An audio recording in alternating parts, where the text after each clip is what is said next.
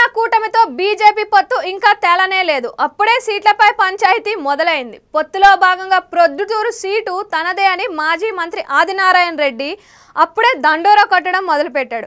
CM Jagan పై విపరీతమైన ద్వేషాన్ని నింపుకున్న ఆదినారాయణ రెడ్డి పొత్తు కోసం ఎదురు చూస్తున్నారు.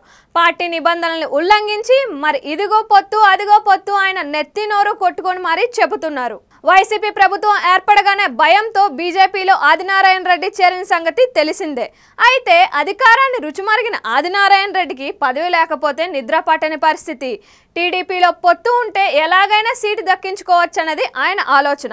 గతంలో జమ్మలమడుగు నుంచి ఆదినారాయణ రెడ్డి ప్రాతినిధ్యం వహించారు. వైసీపీ నుంచి టీడీపీలో చేరి చంద్రబాబు కేబినెట్లో చోటు దక్కించుకున్న ఫిరాయింపు ఎమ్మెల్యేలో ఆదినారాయణ రెడ్డి ఒకరు. గత ఎన్నికల్లో కడప ఎంపీ అభ్యర్థిగా టీడీపీ తరపున బరిలోకి దిగిన అవినాష్ చేతిలో ఓడిపోయారు. అనంతరం ఆయన బీజేపీ నాయకుడు అవతారం ఎత్తారు.